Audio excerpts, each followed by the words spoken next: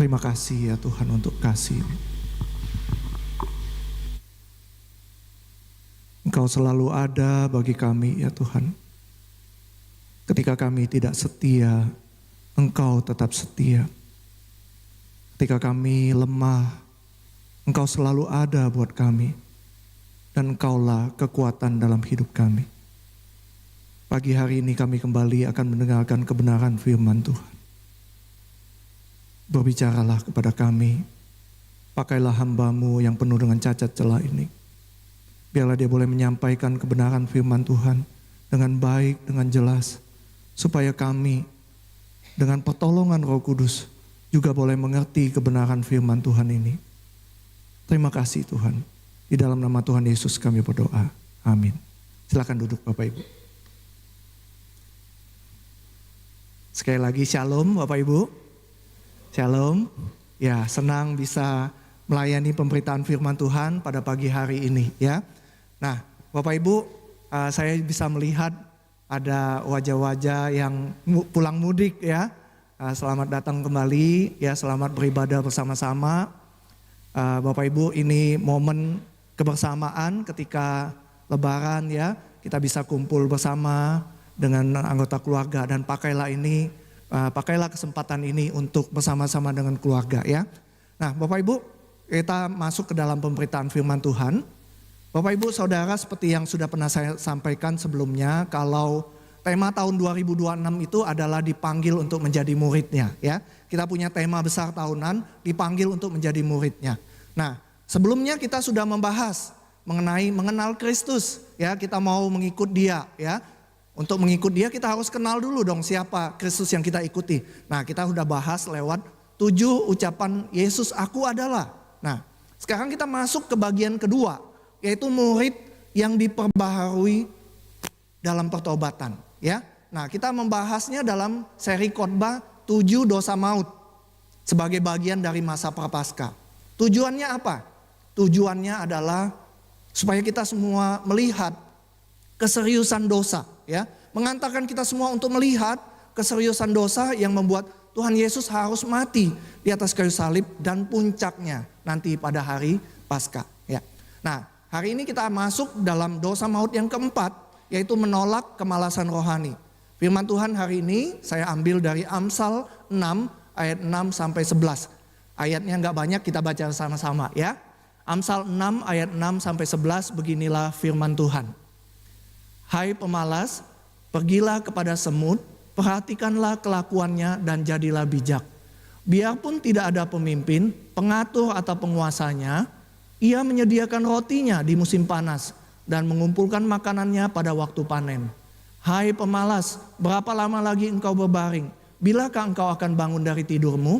Sebentar-sebentar tidur, sebentar-sebentar mengantuk, sebentar-sebentar melipat tangan untuk tetap berbaring. Maka datanglah kemiskinan kepadamu seperti penyerbu dan kekurangan seperti orang yang bersenjata. Semikian jauh pembacaan firman Tuhan kita pagi hari ini. Nah Bapak Ibu, seorang tokoh Kristen yang terkenal C.S. Lewis itu pernah membuat sebuah buku yang berjudul The Screwtape Letter gitu ya, Screwtape Letter. Nah buku ini itu sesuatu yang unik Bapak Ibu, ditulis dengan cara yang unik. Kenapa saya katakan unik? Jadi di dalam buku ini berisi percakapan imajinatif antara seorang iblis senior berbicara dengan seorang iblis junior. Jadi iblis senior ini sedang ngajari si iblis junior ini bagaimana cara menjerumuskan manusia, Bapak Ibu. Nah, iblis senior itu memberikan tugas sederhana kepada iblis junior ya. Dia katakan gini ya. Sebelumnya di dalam buku ini ditulis manusia yang dituju itu, yang diincar itu diberi nama the patient gitu ya, sang pasien gitu. Lalu Tuhan itu, karena ini kan percakapan antara dua orang iblis, jadi dia ngomong Tuhan itu the enemy ya, sang musuh gitu Bapak Ibu. Nah tugas si iblis junior itu sederhana. Dia bilang gini, iblis senior ngomong, jangan sampai ini pasien kita ini, jangan sampai dia percaya kepada Kristus. Kamu boleh lakukan segala cara gitu ya. Lalu iblis muda itu lakukan segala cara. Dia coba berbagai cara. Ia coba buat orang itu sibuk gitu ya. Lalu ia coba membuat pikirannya itu terdistraksi, teralihkan gitu. Lalu ia juga coba membuat sang pasien ini meragukan hal-hal rohani, Bapak Ibu. Dia lakukan itu. Tapi kemudian sesuatu yang tidak diinginkan oleh mereka berdua terjadi, Bapak Ibu. Yaitu apa? Ternyata misi mereka gagal, Bapak Ibu. Ternyata orang yang bersangkutan itu, pasien tadi, sang pasien itu kemudian tetap percaya kepada Tuhan Yesus gitu Bapak Ibu ya. Nah, orang itu tetap percaya pada Kristus. Lalu orang tersebut, sang pasien tersebut mulai berdoa, mulai baca firman Tuhan. Dia mulai mencari Tuhan dengan segenap hati. Tahu begitu, lalu iblis senior itu marah gitu ya. Walaupun marah, dia masih ngomong kepada iblis senior. Oke lah gitu, dia bilang gitu. Baiklah, dia bilang. Saya mau kasih kamu satu strategi lagi yang lebih mematikan gitu ya. Dia bilang lebih mematikan. Dia bilang gini, oke lah, kita nggak bisa halangi dia untuk percaya Tuhan. Baiklah, kita harus terima kenyataan bahwa kita gagal nih ya. Orang itu sekarang telah menjadi milik musuh. Tetapi dia bilang, jangan khawatir.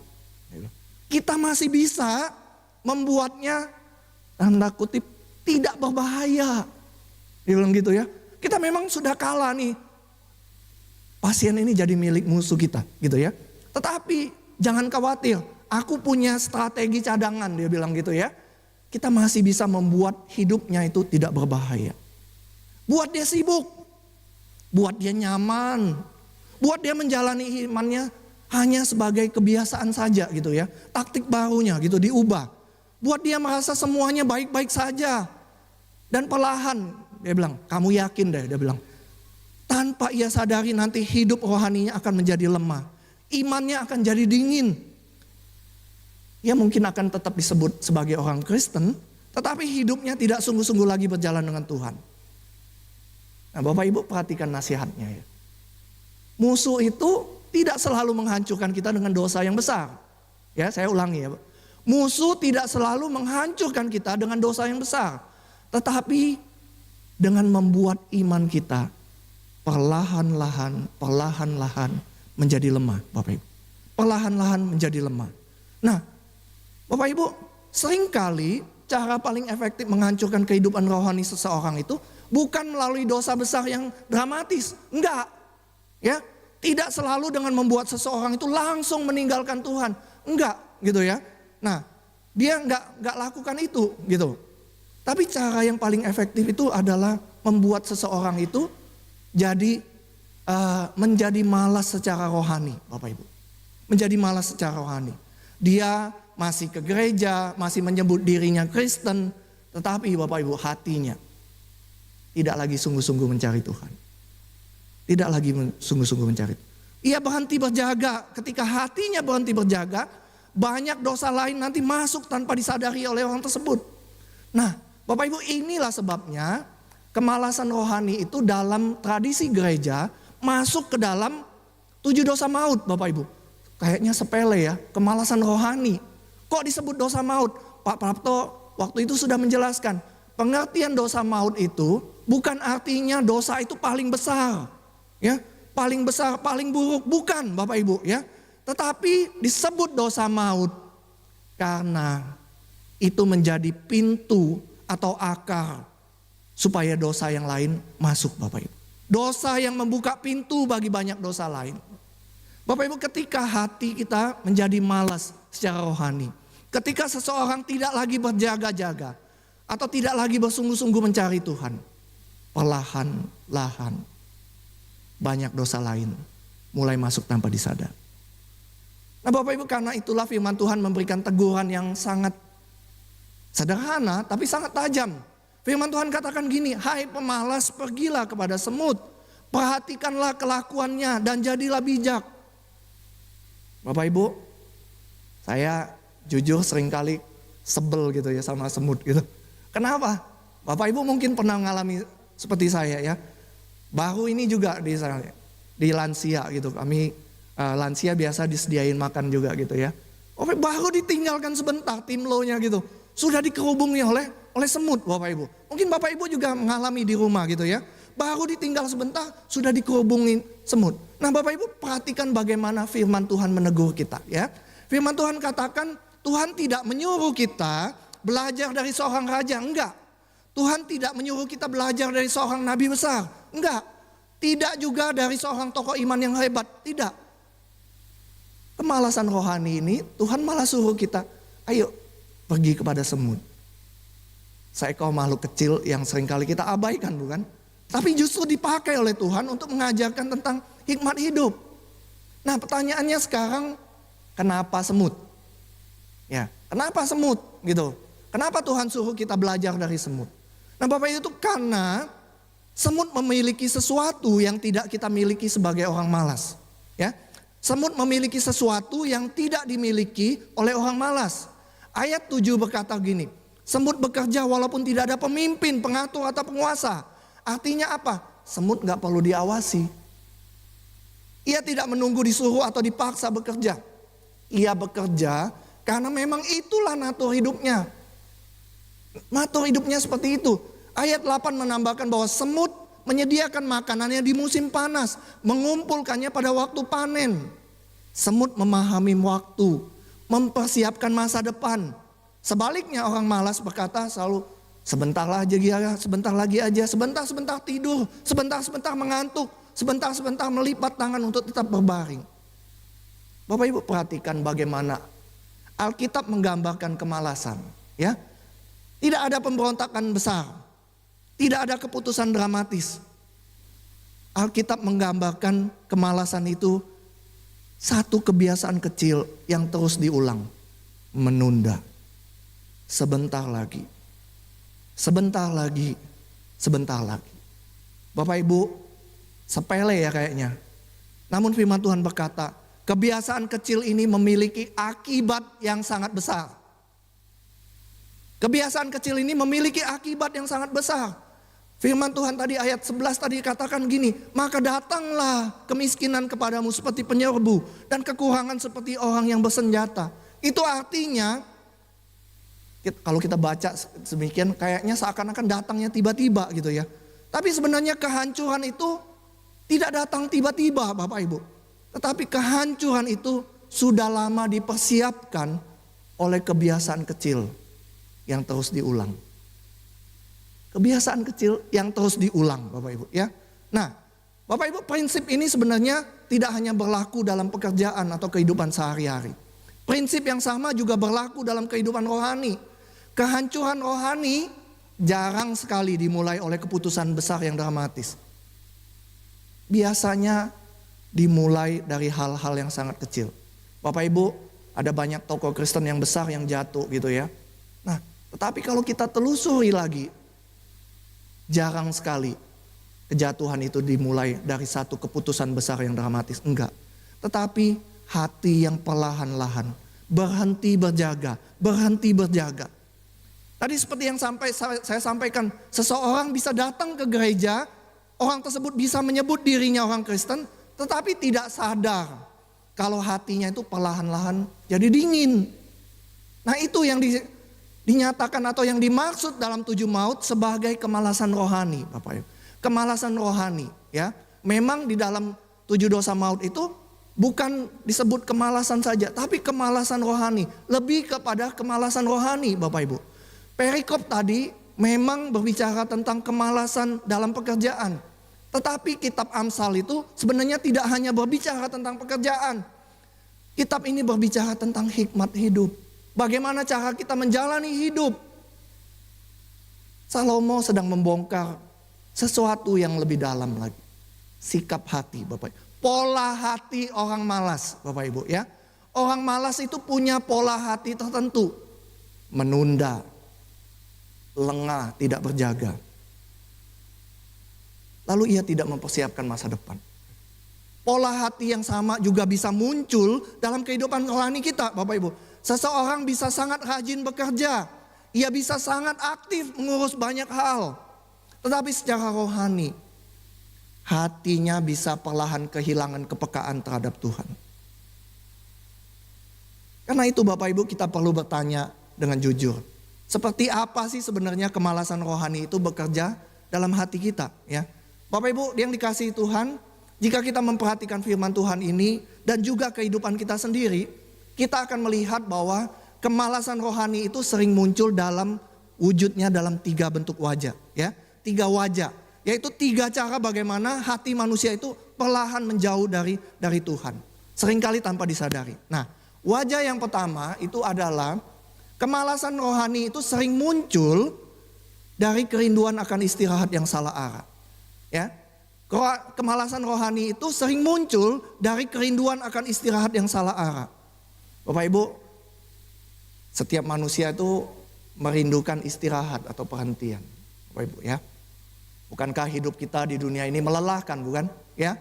Ada tekanan pekerjaan, ada tuntutan keluarga, ada kekhawatiran tentang masa depan. Kita melihat situasi kondisi saat ini gitu. Ada pergumulan-pergumulan yang mungkin tidak bisa kita ceritakan kepada orang lain. Karena itu Bapak Ibu, hati manusia secara alami, secara natural mencari tempat untuk beristirahat. Kita mencari sesuatu yang membuat jiwa kita tenang. Kita mencari sesuatu yang membuat hidup kita mungkin terasa ringan sejenak. Masalahnya adalah kita sering mencari perhentian itu di tempat yang salah. Kita sering mencari perhentian itu di tempat yang salah. Kita mencoba menenangkan jiwa kita dengan hiburan. Kita mencoba dengan kenyamanan, dengan berbagai kesibukan yang membuat kita lupa sejenak akan beban hidup. Dan memang semua itu mungkin terasa sementara, terasa menolong. Sebentar kita merasa lebih baik, sebentar kita merasa lebih tenang. Tapi setelah itu hati kita kembali gelisah. Nah, kenapa seperti itu Bapak Ibu? Seorang tokoh gereja yang bernama Agustinus dari Hippo pernah menyampaikan satu kalimat yang sangat terkenal. Bapak Ibu mungkin sudah pernah dengar ya. Dia berkata, Engkau telah menciptakan kami bagi dirimu ya Tuhan. Dan hati kami gelisah sampai menemukan perhentian di dalam Engkau. Hati kami gelisah sampai menemukan perhentian di dalam Engkau. Bapak Ibu, inilah kenyataan tentang hati manusia. Kita diciptakan memang untuk Tuhan. Karena itu hati manusia tidak akan pernah benar-benar berhenti, benar-benar tenang sampai ia menemukan perhentian di dalam Tuhan. Ketika hati tidak lagi beristirahat di dalam Tuhan, hati itu perlahan tertidur secara rohani. Tertidur secara rohani. Ketika seseorang berhenti mencari Tuhan sebagai sumber perhentian hidupnya, perlahan sesuatu mulai berubah dalam dirinya. Mungkin ia tidak datang lagi kepada Tuhan dengan kerinduan yang sama. Doa semakin jarang, firman Tuhan tidak lagi dicari dengan hati yang lapar. Bukan karena ia benci Tuhan, bukan. Tetapi karena ia merasa hidupnya masih dapat berjalan tanpa Tuhan. Nah Bapak Ibu, disinilah kemalasan rohani itu mulai bertumbuh, perlahan dan hampir tidak. Dan ketika hati tidak lagi beristirahat dalam Tuhan, sesuatu yang lain juga berubah. Sesuatu yang lain hilang dalam diri manusia. Ya. Nah, apa itu? Itu yang dimaksud dalam wajah yang kedua, Bapak Ibu. Wajah kedua kemalasan rohani itu muncul ketika seseorang kehilangan kesadaran akan panggilan hidupnya. Bapak Ibu, Alkitab menyatakan bahwa hidup kita ini bukan sebuah hal yang acak atau random. Hidup kita bukan sebuah kebetulan. Efesus 1 ayat 11 mengatakan bahwa di dalam Dia, ya, di dalam Dia kami diberi warisan. Kita yang dari semula sudah dipilihnya sesuai dengan maksud Allah, mengerjakan segala sesuatu menurut keputusan kehendaknya. Bapak Ibu, ada tujuan yang telah tetapkan menurut keputusan kehendaknya, sesuai dengan rencananya. Artinya hidup kita tidak terjadi secara acak. Enggak Bapak Ibu. Di dalam Kristus kita menemukan siapa diri kita dan untuk apa kita hidup. Bapak Ibu, setiap orang percaya. Sebenarnya dalam hidupnya, hidup dalam 3 realitas yang penting.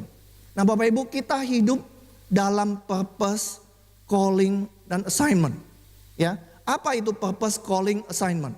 Nah Bapak Ibu, purpose itu adalah tujuan hidup. Tujuan hidup. Tujuan besar mengapa kita ada di dunia. Alkitab menjelaskan bahwa hidup kita diciptakan untuk mengenal Tuhan. Memuliakan Dia, hidup mengasihi Tuhan, mengasihi sesama. Dengan kata lain, orang percaya itu digerakkan oleh satu tujuan besar. Mengenal Kristus dan membuat Dia dikenal. Namun Bapak Ibu, maaf. Banyak orang termasuk orang Kristen, tidak tahu tujuan hidupnya. Mereka menjalani hidup tanpa benar-benar memikirkan apa tujuan hidupnya. Hidupnya bukan digerakkan oleh tujuan yang Tuhan mau, tetapi digerakkan oleh banyak hal yang lain. Ketakutan, tekanan orang lain, keinginan untuk berhasil, keinginan untuk diterima, keinginan mengajar kenyamanan.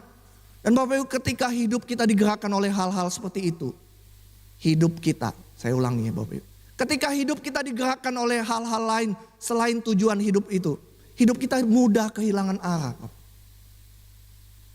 Karena itulah selain purpose, Tuhan juga memberikan kepada kita calling, Bapak Ibu. Panggilan hidup. Calling itu adalah cara hidup bagaimana seseorang menjalani purpose itu. Ya, Tuhan tetapkan tujuan hidup. Calling kita adalah bagaimana kita menjalani tujuan hidup itu. Purpose kita mungkin sama, memuliakan Tuhan. Tetapi Bapak Ibu, calling kita bisa berbeda. Ada yang dipanggil melayani sebagai hamba Tuhan. Ada yang melayani sebagai guru, dokter, pebisnis, ibu rumah tangga. Ada yang dipanggil memimpin, ada yang dipanggil melayani. Ada yang dipanggil melayani dengan setia di tempat-tempat yang tidak terlihat, tidak dihargai orang. Nah itu semua Bapak Ibu dipercayakan Tuhan kepada kita, Bapak Ibu. Dipercayakan pada kita. Nah selain purpose, selain calling, ada assignment. Tugas hidup, tugas yang Ia percayakan kepada kita pada masa tertentu. Bapak Ibu, tugas itu bisa berupa mungkin tanggung jawab pelayanan sebagai pengurus satu periode. Tanggung jawab pekerjaan kita saat ini yang kita lakukan pekerjaan. Tanggung jawab kita sebagai mahasiswa. Tanggung jawab kita sebagai kepala keluarga, ibu rumah tangga. Atau tanggung jawab kita kepada orang-orang yang Tuhan titipkan untuk kita layani. Itu tugas hidup yang kita terima daripada Tuhan, Bapak Ibu. Ketika seseorang memahami purpose-nya, tujuan hidup, calling-nya, panggilan hidupnya, assignment-nya, tugas hidupnya. Ketika seseorang menyadari itu, hidupnya itu punya arah. Hidupnya punya arah, Bapak Ibu. Tetapi ketika kesadaran itu hilang, hidup kita menjadi pasif. Kita mungkin tidak lagi melihat hidup sebagai sesuatu yang dipercayakan Tuhan. Sekedar mengalir, menjalani hidup apa adanya, akhirnya terasa jadi beban. Ketika kita lupa untuk apa kita hidup, semangat untuk hidup bagi Tuhan juga akan mati, Bapak Ibu. Saya sering melihat, memperhatikan status-status teman gitu ya, status-status jemaat gitu ya. Bapak Ibu, mungkin ada jemaat kita, mungkin termasuk kita gitu ya. Mungkin kita mengeluh gitu ketika menjalani pekerjaan kita, Bapak Ibu. Ketika hidup kehilangan arah seperti ini, kita akan menjalani segala sesuatu jadi beban. Semangat kita untuk menjalaninya itu padam, Bapak Ibu. Semangat itu padam, Bapak Ibu. Nah, kalau hidup kita kehilangan arah, kemalasan rohani itu jadi makin mudah masuk. Makin mudah masuk. Kita kehilangan arah, kemudian kemalasan rohani itu masuk. Tapi Bapak Ibu, bahaya terbesarnya bukan hanya sekedar kehilangan arah, tetapi kita tidak menyadari. Bahaya terbesarnya adalah bahwa kita tidak menyadari kita telah tersesat, dan ini membawa kita kepada wajah yang ketiga. Wajah yang ketiga adalah kemalasan rohani itu membawa kehancuran yang seringkali tidak kita sadari. Ini yang membuat kemalasan rohani itu sangat berbahaya, Bapak Ibu. Banyak dosa lain mungkin terlihat jelas. Ya, ketika seseorang jatuh ke dalam dosa tertentu, biasanya ada tanda-tanda yang terlihat. Tetapi Bapak Ibu, kemalasan rohani itu jarang terasa dramatis. Ia bekerja perlahan. Seseorang tidak berhenti berdoa tiba-tiba, Bapak Ibu. Ia mungkin mulai pertamanya jarang berdoa. Ia tidak langsung berhenti membaca firman Tuhan. Ia hanya mulai merasa bahwa nggak perlu ya baca firman Tuhan setiap hari gitu ya. Ia tidak langsung menjauh dari Tuhan, tetapi hatinya mulai kurang peka terhadap Tuhan. Sedikit demi sedikit, dan karena prosesnya begitu halus Bapak Ibu. Seringkali seseorang tuh nggak sadar hatinya sudah menjauh. Tiba-tiba saja, sudah jauh sekali. Relasinya semakin jauh. Nah, Alkitab menjelaskan, memperingatkan kita tentang bahaya ini Bapak Ibu ya. Hati manusia itu bisa keras tanpa disadari. Ibrani 3 ayat 13 berkata, nasihatilah seseorang akan yang lain, supaya jangan diantara kamu menjadi tegar hatinya karena tipu daya dosa. Bapak Ibu perhatikan frasa ini, tipu daya dosa Bapak Ibu. Dosa sering bekerja dengan cara menipu. Ia tidak selalu datang dengan wajah yang menakutkan. Kadang ia datang dengan wajah yang sangat biasa. Dengan rutinitas yang tampak normal. Dengan hidup yang kelihatan baik-baik saja. Tapi perlahan hati kita semakin jauh. Kemalasan rohani jarang menjatuhkan seseorang dalam satu hari. Ia menghancurkan seseorang dalam proses yang panjang. Sedikit demi sedikit, hari demi hari. Sampai suatu hari seseorang baru sadar. Hatinya sudah gak peka lagi pada Tuhan. Nah, oleh karena itu Bapak Ibu, kemalasan rohani itu bukan sekedar masalah disiplin. Masalah hati Bapak Ibu. Kemalasan rohani itu bukan sekedar masalah disiplin. Masalah kemalasan rohani itu adalah masalah hati Bapak Ibu. Dan karena itu yang kita butuhkan adalah Injil. Di dalam Injil kita melihat kontras yang sangat kuat di Taman Getsemani misalnya ya. Pada malam sebelum penyaliban, Tuhan Yesus berkata kepada murid-muridnya, tinggal di sini, berjaga dengan aku. Lalu Tuhan Yesus pergi berdoa dan dicatat dia bergumul dengan sangat berat sampai keringatnya itu seperti titik darah. Tapi ketika Tuhan Yesus kembali, dia mendapati murid-muridnya tertidur bukan? Tuhan Yesus berkata kepada Petrus, tidakkah kamu sanggup berjaga-jaga dengan aku 1 jam saja? Berjaga-jagalah dan berdoalah supaya kamu jangan jatuh ke dalam pencobaan. Tapi Bapak Ibu, bukankah kita juga sering gagal berjaga dalam kehidupan rohani kita? Ya, murid-murid gagal berjaga 1 jam berdoa. Kita juga sering gagal Bapak Ibu. Nah, kita sering tidak menyadari bahaya yang sedang mendekat. Tapi Bapak Ibu, inilah berita Injil Bapak Ibu. Ketika murid-murid tertidur, Yesus tetap berjaga. Ketika kita gagal, Tuhan Yesus tidak gagal. Ia tahu tujuan hidupnya.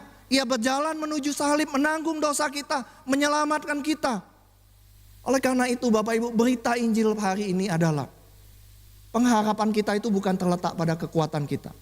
Ya, pengharapan kita itu bukan terletak pada kekuatan kita, tetapi pada Kristus. Ketika manusia gagal berjaga, Kristus tetap berjaga bagi kita. Pengharapan kita adalah ini, Bapak Ibu. Sekarang pertanyaannya terakhir, bagaimana hati manusia itu bisa dibangunkan dari kemalasan rohani? Apa obatnya? Ya, apa obatnya dari kemalasan rohani? Bagaimana hati yang dingin itu bisa kembali hidup? Nah, Bapak Ibu perhatikan ini ya. Seringkali yang membangunkan hati manusia itu bukan teguran yang keras. Saya ulangi ya Bapak Ibu. Seringkali yang membangunkan hati kita itu bukanlah teguran yang keras. Yang membangunkan hati kita itu adalah kasih Bapak Ibu. Ya, adalah kasih. Yang membangunkan hati kita, yang menjadi obat dari kemalasan rohani. Karena ini adalah masalah hati, maka obatnya adalah kasih Bapak Ibu. Kenapa saya katakan demikian? Nah, izinkan saya menceritakannya lewat sebuah kisah Bapak Ibu ya. Nah, satu kali di Jepang pernah hidup seorang wanita yang bernama Okinawa. Okinawa ya. Nah, Okinawa ini punya mama yang sudah tua, sudah sangat tua dan menderita demensia Bapak Ibu. Mamanya ini kadang menumpahkan makanan, minuman, memecahkan barang gitu ya. Mamanya ini juga buang air kecil dan berak sembarangan, sudah gitu ya. Nah, kondisi mamanya itu semakin lama semakin melemah dan merawatnya itu bukan sesuatu yang mudah. Suaminya tuh berkali-kali menyarankan mamanya masukin ke panti jompo aja gitu ya. Nah, Bapak Ibu, kalau kita ngomong panti jompo ini di Jepang, kondisi panti jompo itu baik di Jepang gitu ya Bapak Ibu. Mungkin tidak sebaik mungkin lebih jauh lebih baik daripada kondisi panti jompo gitu. Nah, suaminya berkata merawat orang dengan kondisi seperti itu mengelelahkan, menguras tenaga. Tapi Bapak Ibu tahu, Okinawa selalu nolak. Dia nggak pernah mau bawa mamanya ke panti jompo. Satu hari sampai saking keselnya gitu ya, dia sampai bilang sama istrinya, sini kamu duduk, aku mau ngomong dengan serius gitu. Kenapa sih kamu bersikeras rawat mama? Kenapa kamu nggak mau serahkan saja kepada panti jompo? Bapak Ibu tahu apa jawaban Okinawa? Dengan menarik napas panjang, sambil matanya berkaca-kaca, dia berkata begini. Dia menceritakan sebuah kenangan masa kecil. Bapak Ibu, ketika masa kecil, Jepang itu berada dalam masa yang sangat sulit setelah perang. Setelah perang dunia kedua, Bapak Ibu. Makanan langka, setiap orang itu harus berebut untuk mendapatkan sedikit roti sebagai jatah makan, Bapak Ibu. Nah, Bapak Ibu tahu setiap kali mamanya berhasil mendapatkan rotinya, ia selalu kasih rotinya terlebih dahulu kepada Okinawa dan berkata, kamu makan dulu ya nak, mama nggak lapar gitu. Lalu kemudian dia balikin badannya gitu ya. Nah, hal itu terjadi setiap hari Bapak Ibu. Sampai satu kali Okinawa baru memperhatikan, kenapa ya mama tuh setiap kali terima roti itu dia selalu berbalik badannya, balikin badan. Nah, satu kali ketika dia dapat roti itu, Okinawa tuh penasaran. Kenapa sih mama begitu? Lalu dia lari ke depan mamanya, dia lihat. Bapak Ibu tahu alangkah terkejutnya Okinawa. Mamanya itu melakukan sesuatu yang di luar nalar dia gitu Bapak Ibu. Bapak Ibu tahu ternyata roti yang mereka dapatkan itu seringkali karena berebutan, desak-desakan, jatuh ke tanah yang berlumpur Bapak Ibu. Ketika orang berebut makanan itu, rotinya jatuh Bapak Ibu. Lalu apa yang dilakukan oleh mamanya? Mamanya membersihkan rotinya yang masih baik itu, lalu berikan kepada Okinawa. Bagian yang kotor itu, yang berlumpur itu, dimakan sendiri oleh mamanya Bapak Ibu. Mamanya selalu balikin badan, supaya Okinawa gak lihat kalau dia makan makanan bagian yang paling buruk itu. Bapak Ibu, Okinawa berkata sambil meneteskan air mata. Waktu itu dia bilang, saya melihat kasih mama yang begitu besar bagi saya. Mama rela makan roti yang kotor itu, supaya aku bisa makan roti yang bersih. Dia kemudian melanjutkan perkataannya. Ketika saya merasakan kasih mama yang begitu besar, saya merasa diri saya seperti dilahirkan kembali. Hati saya seperti dibangunkan kembali karena kehangatan kasihnya. Okinawa baru menyadari betapa besar kasih ibunya kepadanya. Dan sejak hari itu Bapak Ibu tahu, dia berjanji dalam hatinya bahwa ia akan merawat ibunya. Apapun yang terjadi, bahkan ketika dia demensia. Ketika dia sudah, maaf tadi, kencing dan berak sembarangan Bapak Ibu. Bapak Ibu, seringkali yang membangunkan hati manusia itu bukan teguran. Yang membangunkan hati manusia itu adalah kasih. Ketika seseorang melihat kasih yang begitu besar, hatinya tidak bisa tetap sama. Ketika seseorang melihat kasih yang begitu besar, hatinya tidak bisa tetap sama.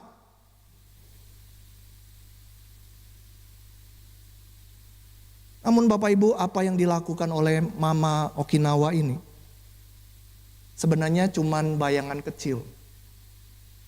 Bayangan kecil saja. Karena Injil menceritakan kepada kita tentang kasih yang jauh lebih besar dan radikal daripada itu.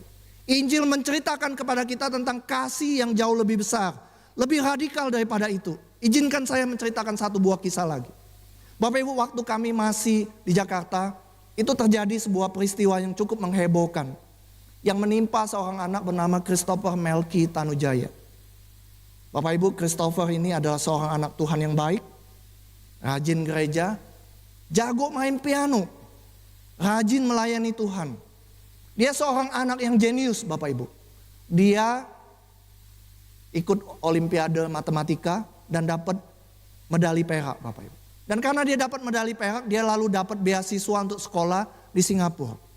Nah, dia sekolah di Singapura Bapak Ibu. Pada tanggal 5 Desember 2011, Christopher itu pulang, mudik. Dia mudik pulang untuk liburan. Dia pamit kepada bapaknya, dia bilang, "Pak, aku mau hari ini mau main futsal dengan teman-temanku. Lalu setelah itu kami mau makan di mall, Pak.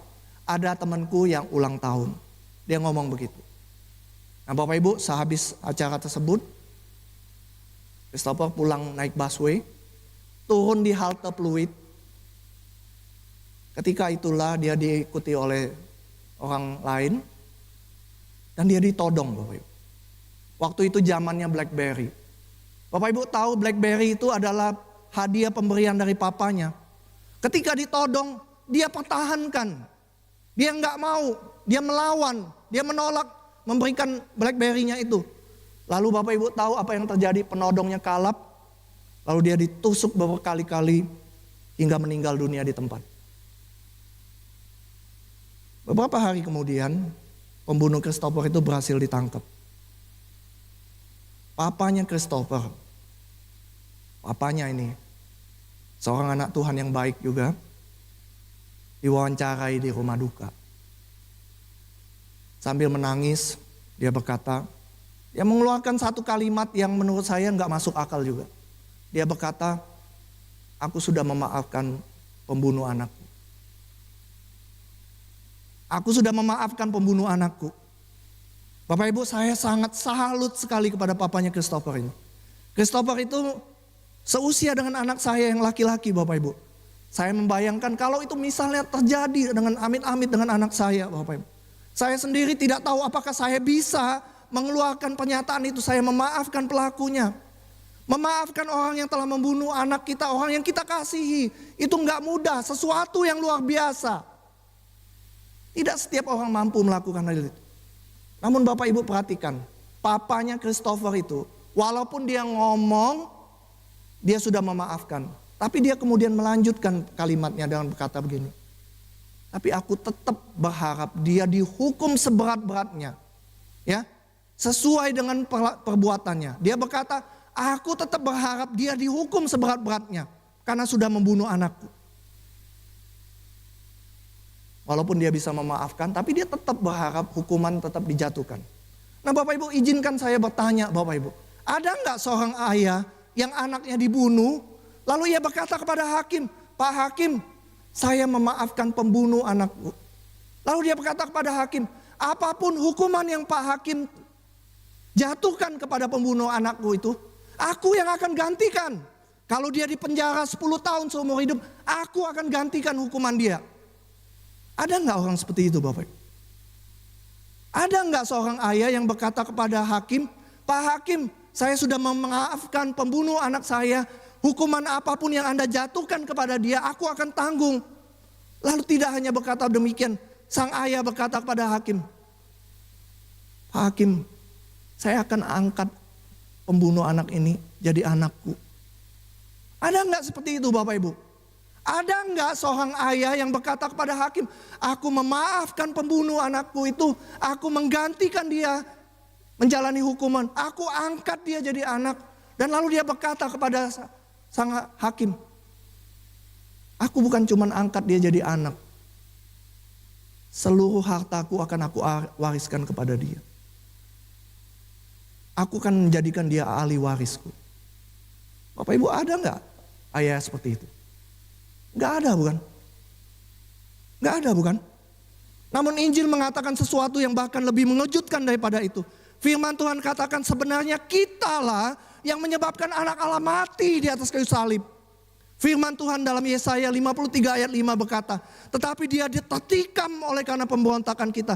Dia diremukkan oleh karena kejahatan kita. Ganjaran yang mendatangkan keselamatan bagi kita ditimpakan kepadanya." Bapak Ibu, kitalah sebenarnya yang menyebabkan Yesus mati di atas kayu salib. Oleh karena dosa dan pelanggaran kita, Tuhan Yesus harus mati di atas kayu salib. Dia mati menggantikan kita menerima hukuman. Dia bukan hanya mengampuni dosa kita, tetapi dia menggantikan kita menanggung hukuman yang harusnya kita terima. Akan tetapi Bapak Ibu perhatikan, tidak hanya berhenti sampai di situ. Firman Tuhan katakan kalau kita tidak hanya diampuni dosanya, kita tidak hanya digantikan menanggung hukuman, Tetapi firman Tuhan dalam Yohanes 1 ayat 12 berkata, kita diangkat oleh Bapa menjadi anak-anaknya. Kita yang menyebabkan anaknya mati itu diampuni, digantikan. Lalu kita diangkat jadi anak Allah. Tidak hanya berhenti di situ Bapak Ibu. Firman Tuhan dalam Galatia 4 ayat 6 dan 7 berkata, dan karena kamu adalah anak, maka Allah telah menyuruh anaknya ke dalam hati kita yang berseru, ya Aba, ya Bapa. Jadi kamu bukan lagi hamba, melainkan anak. Jikalau kamu anak, maka kamu juga adalah ahli waris oleh Allah.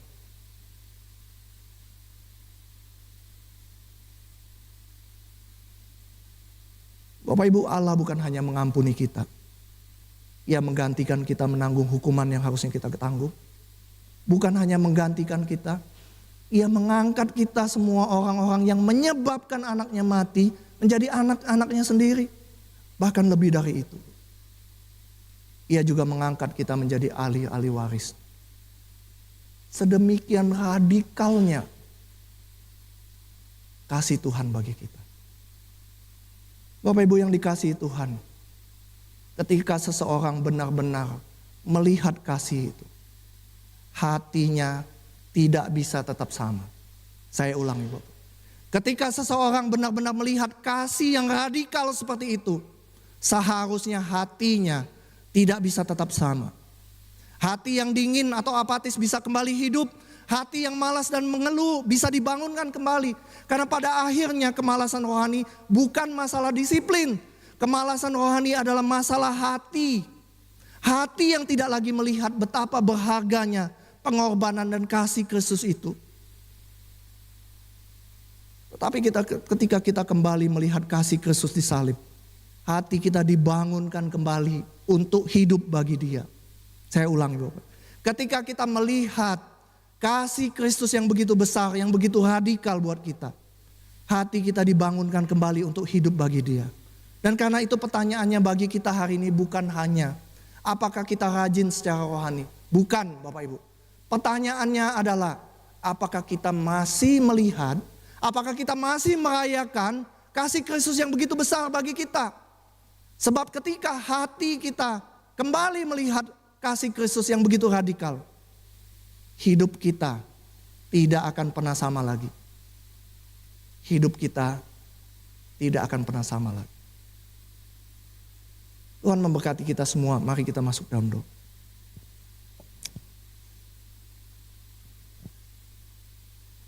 Bapa kami di dalam surga, kami bersyukur untuk firman-Mu yang telah kami dengar pada hari ini.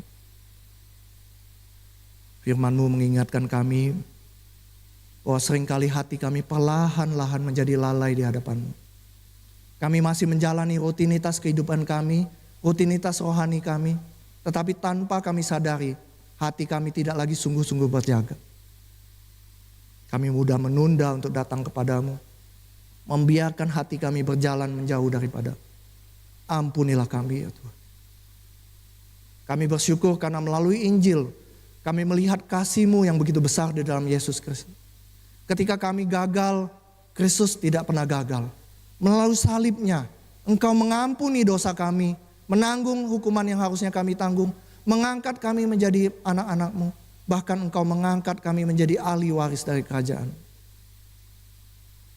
Ya Tuhan, pagi hari ini kami memohon, bangunkanlah kembali hati kami melalui kasih Kristus. Tolonglah kami supaya kami tidak hidup dengan hati yang lalai secara rohani, tapi dengan hati yang terus hidup, rindu mencari Engkau, berjaga di hadapan-Mu, hidup seterus dengan kehendak-Mu ya Tuhan. Kiranya firman yang telah kami dengar hari ini, tidak hanya kami ingat, tetapi juga kami hidupi dalam kehidupan kami sehari-hari. Di dalam nama Tuhan Yesus kami berdoa dan mengucap syukur. Amin.